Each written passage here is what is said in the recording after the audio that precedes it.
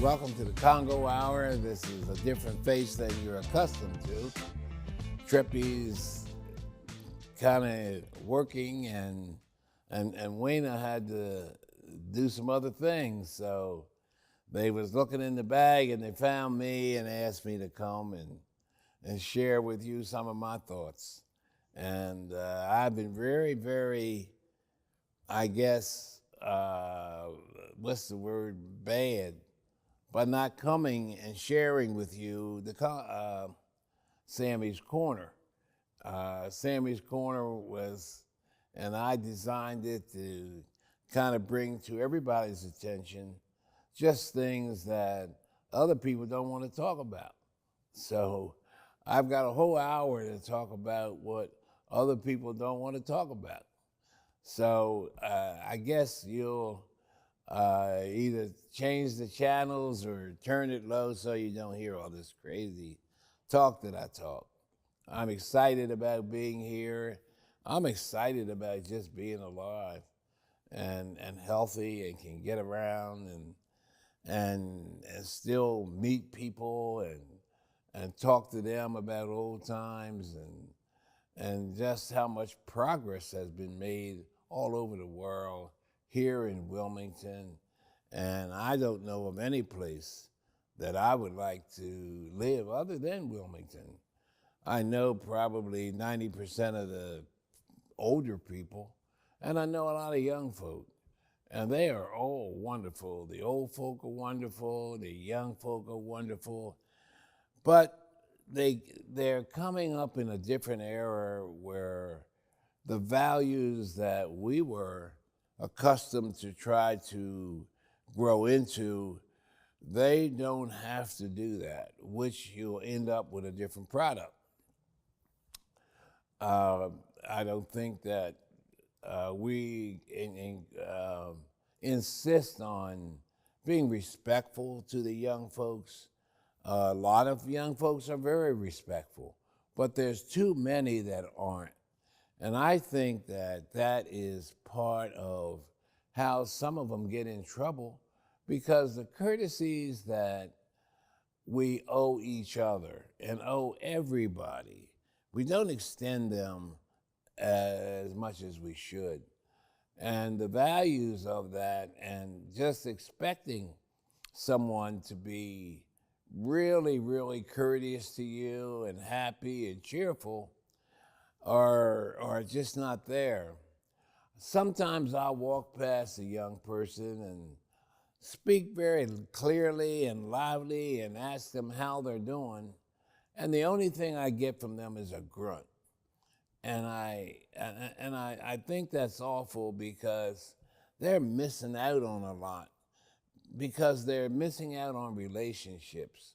When I see a person and I see a smile, or I try to create a smile, or I'm looking for a smile when I speak, no matter whether they intend to speak to me or not, I have them speak to me because I speak to them first.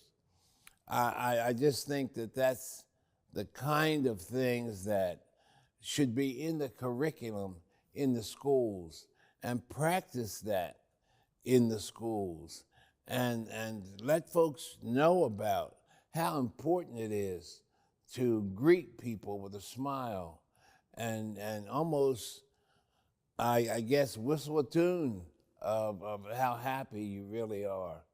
And so this is kind of the things that will, I guess, create the excellence in relationships and in how we deal with our neighbors and our friends and people at work, to make this a better place to live. It is a great place, but continuous improvement in what we do is very important to me, because times change and things change. Often, a few years ago, I had a good friend who passed. His name was Jim Gilliam. And we did a lot of vacations together. And I would notice that when we would get into the islands and we went to the real upscale places, everybody was more happy, they were more content, and they had smiles on their face and they felt good about themselves. But when I would go into the outer perimeters of that area, there would be a tendency you had to be careful on where you went. And because people at that time, this was not many, but a long time ago, uh, in those islands, people were making 30 and 40 cents an hour. And so they weren't able to, and they had to keep up with people who was making $20 an hour. When they bought a pair of sneakers, there was not a store just for them. And in order to get some of those things, they many times resorted to crime to get them. And I find that this is a universal problem. That when you go to the neighborhoods where there are privileged people to have nice homes, nice jobs, great education, you get smiles and courtesies. But because people are disappointed and angry about the way they're treated and they have to live, and so many of them are in a situation where they made mistakes early in life. But the way our society is structured, they can never overcome them. So for the rest of their life, for this one mistake they made, they have to suffer. So we have to begin to change and maybe when a person has made a mistake and they pay for it, that should end the whole stigma that is placed upon them. And so I think the same thing happens right here in Wilmington or Newcastle County or the whole state of Delaware, where I find that young folk make mistakes, and we all made them. But I guess some of us just got away with them, and we haven't been stigmatized with the kind of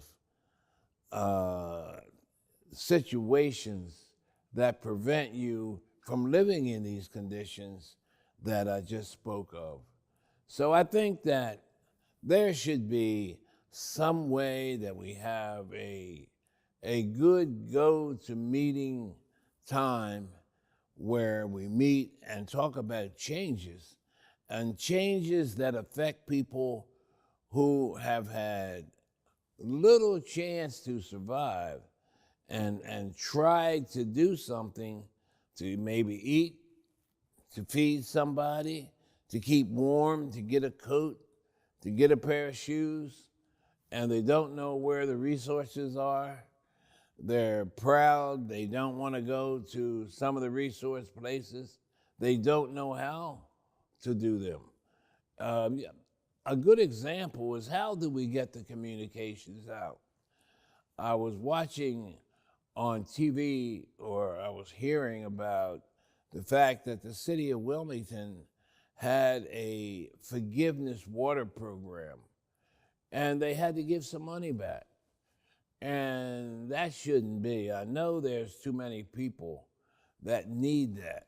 How do we publicize and make it easy for people to take the advantage of these kind of concerns, and not just concerns, but opportunities to not have your water turned off, but to get out of the hole when you had a hard time and the water bill keeps on getting bigger and bigger and bigger, and the fact that having access to where you pay your bill or how you can pay your bill by phone, uh, you know, people that don't have those resources to understand how to make these things serve them also, just like they serve the privileged people, is something that we have to work on. And I'm not trying to make things worse than they really are, but I wanted to make things better than they really are. And everybody can be served with graciousness, dignity, respect, courtesy, and all those good words that make everybody feel happy.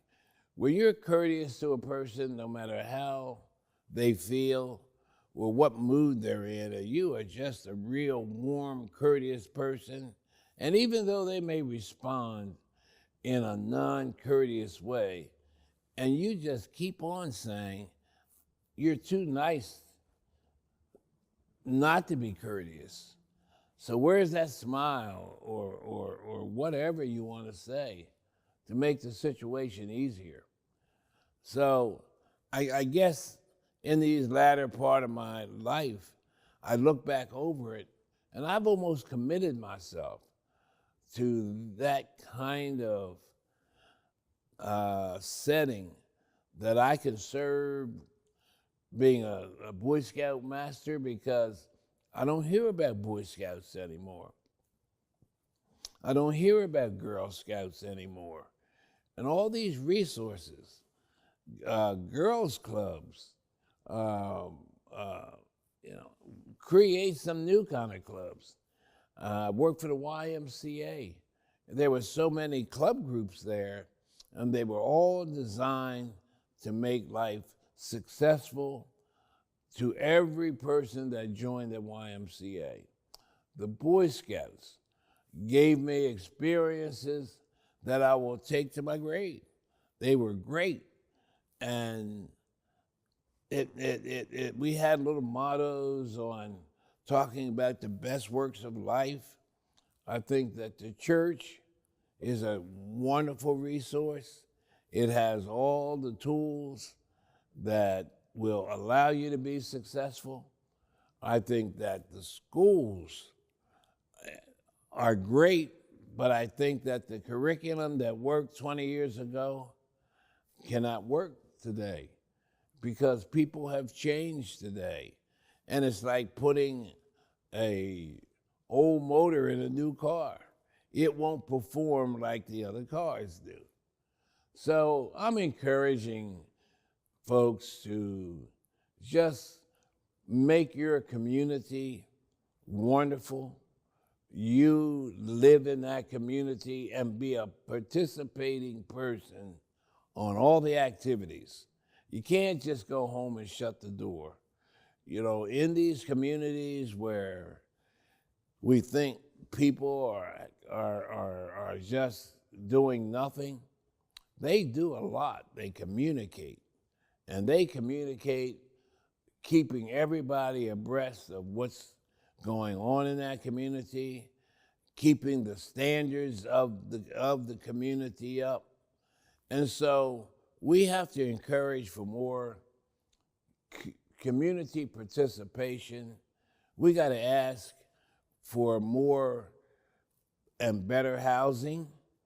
And I think that we have a great opportunity. We have a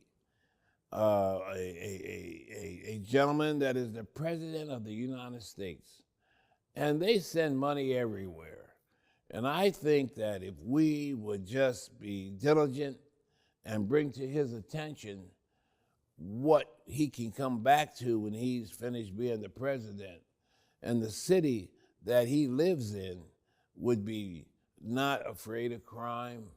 And crime is where people are put in a setting that breathes and you can't get away from it. So we've got to get rid of those crime settings. Police can't do it. The schools can't do it. It's more within our own community that insists on certain behaviors and be diligent in how things go on in the community. I think it's a crime that I hear people say, I can't go sit on my porch. Well, this is your community, and if everybody who lived in that block got together, something would have to happen. It happens in communities that have the resources to get things done. And people will listen to a crowd more than they listen to one person. So I want you to become more active. And when you go home at night, just say, what more can I do to serve my community? You went to work to serve your family. Now you come home from work to serve the community so that you can sit out on the porch, so that you can smell flowers, so that you don't see a boarded up house, so that you don't see cars jacked up, dirty streets where people just won't want to live in a condition. Nobody wants to live in that condition unless you have to. But that condition in which some people are living can be changed by everybody in that community making sure that there are funds available. If we can send trillions of dollars overseas, then we can send trillions of dollars to little pockets of the community in this town and in this city and in this state that have been forgotten about. And so we need to open our eyes and open other folks' eyes and work as a team. I don't think we get anywhere by threatening. I don't think we get anywhere with violence. I don't think we get anywhere with any of those kind of strategies. But I think that we can get around when we work as a team. People outside of our community can be a resource. And as long as they feel safe, I think they'll be there for you and me and other people. And we must put aside time to serve that community, whether it's a lady or old folks that's in the house and can't get out and cut the grass, go to the store, cook a meal, to show that kind of community involvement. Wilmington will be the best place on earth to live. And people will come from near and far to live here. I know that when the stigma of it being the greatest crime city in the United States was not good for this community, and people reacted to it. They didn't come to live. They didn't want to bring their children in those harmful kind of conditions. I think that Wilmington has changed, except that we are still not providing the resources that change that environment, that breeds unhappiness, that breeds crime. And people need to have different exposures. I think that we have a lot of really cool stuff here right in Delaware. You don't have to go to Montana or Texas or Florida to get a change in your exposure. I think that your exposure is right here in little Delaware, where I haven't seen everything.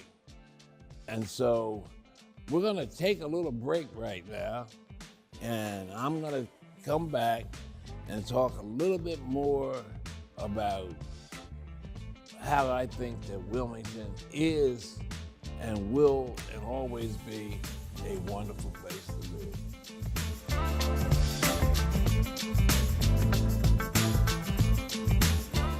DETV has been Delaware's premium provider of creative digital and broadcasting solutions that bridges communities and connects people. We create great stories for all audiences. We deliver independent news throughout Delaware. We are digital platform innovators. And we develop marketing and sales solutions so you can stay connected to your audience. Now, why do we do what we do here on DETV? We do it because we care. So, keep watching and follow us on all of our social media platforms. Remember, DETV, online, on air, on time. Well, I'm back, and I hope you're still with us. And I hope I didn't scare anybody away. I hope that you understand the importance of your role in this city. And so I just can't wait to see more people register to vote. I want all of us to participate and help to choose people who are going to do a better job. We have to vote. We have to pay our taxes. We have to pay, and everybody gets behind now and then. But it's important. The taxes is what makes this city wonderful. And don't feel bad if you aren't up to speed. You know, it's one of those things that happen. But what you really have to do is create budgets and just keep everything lined up in the budgets. I guess you wonder why the Congo Hour came back. I guess I put in more than 50 years of being Congo Funeral Home on Channel 28. It was many other channels, 5, 2, I can't remember all of them, but 28 has been our communications channel, and it was designed just to keep our community communicating. And sometimes Comcast would go up on its prices, and so some people had to divert from Channel 28 to other means of communication. And it surely has affected whether everybody can hear the message from this channel or not. And so we want to get maybe Comcast to understand the necessity of competing with the other communication systems so that we can all hear the same word at the same time. So now I'm here to also represent Congo Funeral Home. And so I am excited about how it's being run now. I think that Trippy and his team is just wonderful. And there was a time when things it was just hard to get new employees. And we sure did not have an opportunity to do our best. But let me tell you, you couldn't find anybody more proud than me to watch and to know the kind of services that Congo provides now. We are probably better than we've ever been. We have great reception, we have great arrangers, we have great automobiles, and we have great facilities. We were proud when we had an opportunity to buy the Christ Our King church and offer not only funeral and church opportunities, but the Legacy Center is a wonderful place to have anything. And it really is reasonable when you want to use the facilities. We have weddings, we have uh, birthday parties, we have anniversary parties, we have baby showers, we have just regular parties, we have groups like steppers. We have that legacy center is probably as good as any place you can go. So if you want a real great place to have any event, just call the funeral home, and someone will answer and let you know about all the great things that we do. And I guess within a couple weeks, we're going to have pictures of what it is that we have. We have great food. All the caterers come there to support folks after funerals, and they do a wonderful job. So catering in Wilmington has really expanded. And I would like to see a lot of those caterers do more corner food.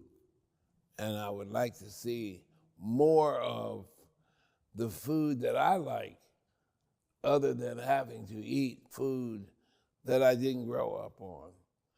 So if our caterers get together and create some kind of organization where if I want to get some chicken, I can get the chicken or fish or a vegetarian dish from anybody, so that no one wants to cook every day.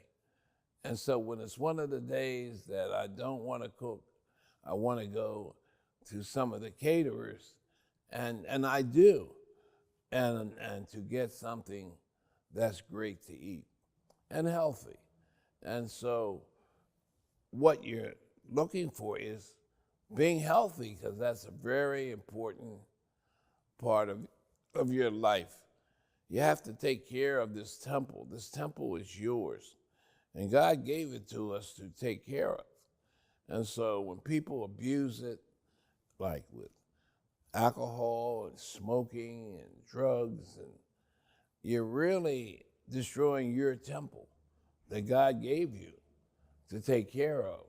So we want to get away from that.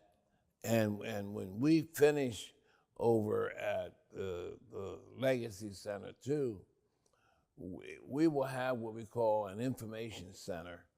And people at an early age should have an opportunity to visit that center, and we're going to have information that you may have some question about, and then I think we will be able to serve you with information that allows you to leave there feeling a lot better, more knowledgeable, and to give up on those things that make the future for you not real pleasant. And when you get my age and you're ready to enjoy life, because I've had a lot of fun in life, but I didn't enjoy it like I enjoy it now.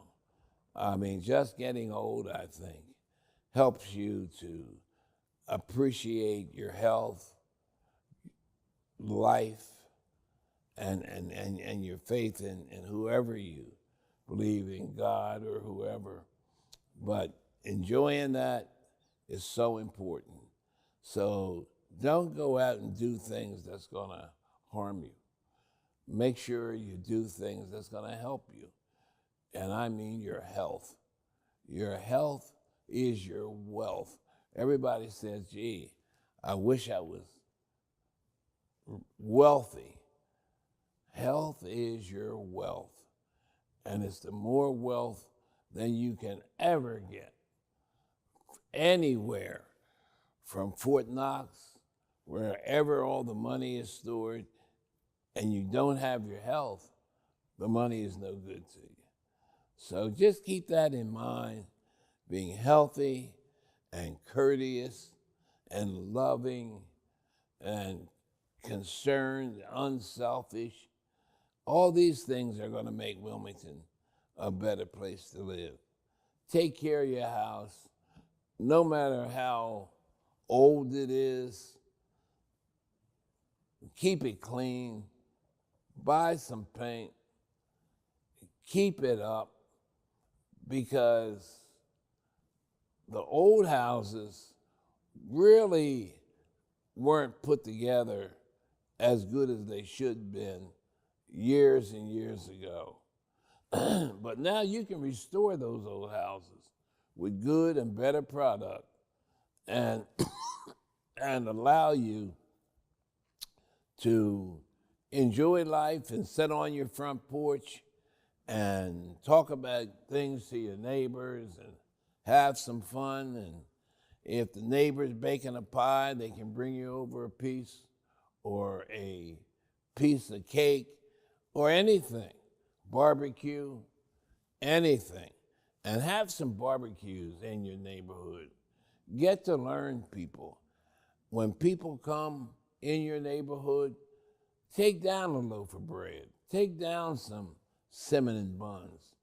Take down something, a case of water, some sodas, to let them know that this is a wonderful place and they have good neighbors. And if they need anything, you're there to help them through the transition of moving from one place to another. These are the tools that we need to make Wilmington a better place to live.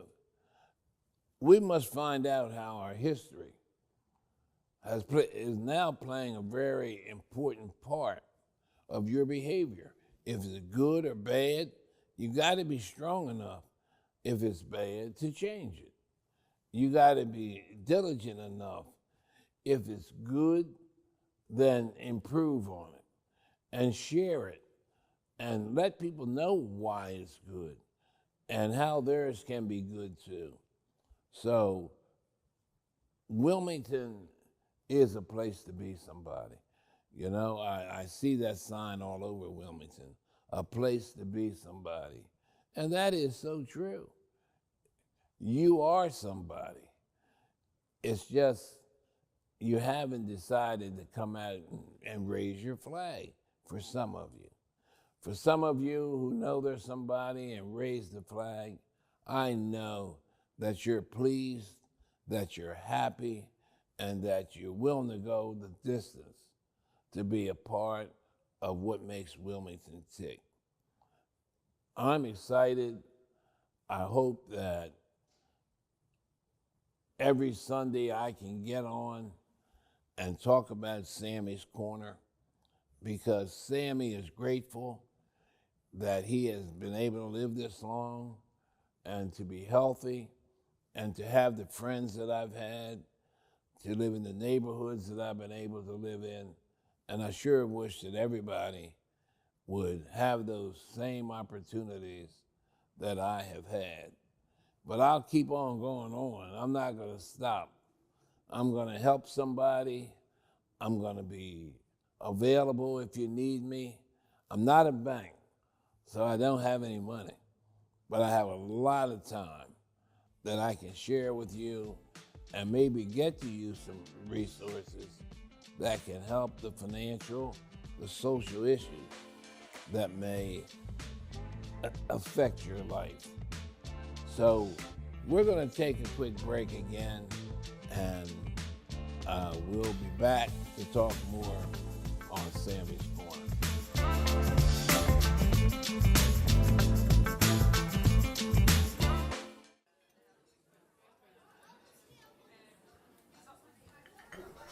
Government doesn't make a move without an agenda, some type of plan. The problem is we haven't been on the agenda. Sometimes we're overlooked. Sometimes our interests aren't the interest of those in power. I'm your host, Kerwin Gaines, on DETV's new show, The Agenda. We're going to do our best to ensure that you, Delawareans, are knowledgeable about what's going on in the Assembly, federal government, local government, it doesn't matter. We're going to do our best to ensure that folks that make the agenda on a daily basis have to answer for it. Let them explain what they're doing. If it affects you, it's on the agenda.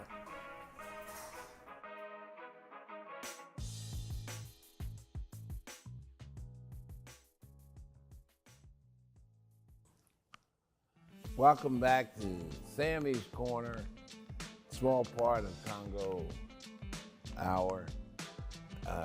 I'm just so elated again. I can't let any of you know how happy I am that we have moved toward this beautiful, beautiful, beautiful studio. And the fact that Ivan had this dream that he talks about. I remember I had a dream. And my dream was to have a really nice funeral home. And God has blessed me to have that. And Ivan, I'm sure, understands how blessed he's been to have this wonderful, wonderful studio and to provide the professionalism that is required to compete today. So my hat's off to Ivan and all the other people that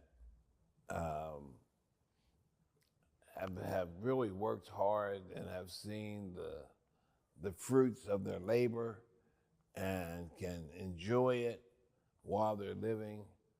I know that Cherry and I have really appreciated the fact that we've been privileged to enjoy the fruits of our labor. I know that I'm excited about the fact that our kids can really take over, and now I have a grandson that is graduated from college, and he may join our team. So that will be 3 generations of Congo funeral home people, when I never thought that one generation could really be as successful as we've been. The community has been so wonderful to us. I can't thank them too much. Every time I think about it, I just think about how blessed I've been to have the relationships with the churches, the organizations, and the folks that have just stuck right there with us through the good and the bad, and still we're great friends, and it allows us to smile when we see each other, and that we have just joined a team, and that's what I see.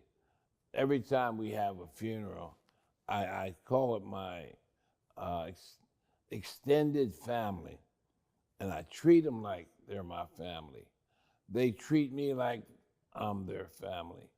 And so the wonders of why I feel so good and why I won't retire is just that I feel so good every day about the people that I serve, and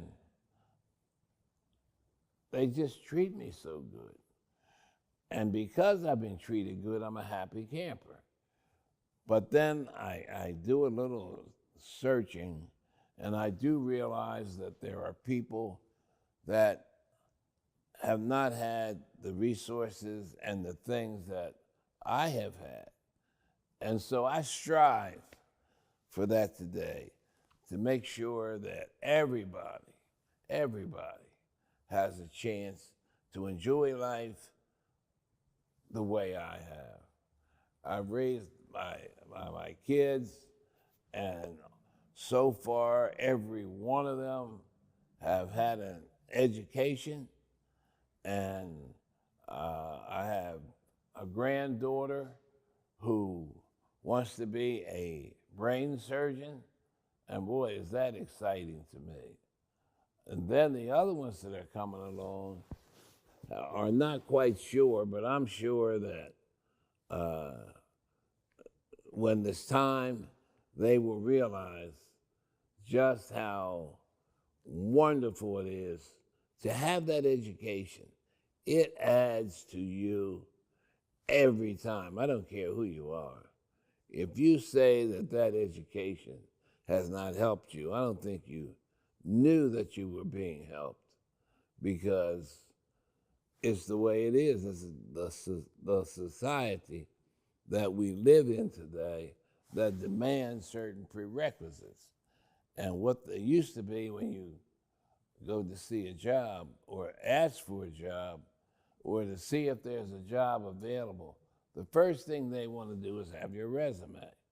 And if you don't have the fact that you are, could I say, educated to the extent that you have a college degree, I don't think you're going to be considered.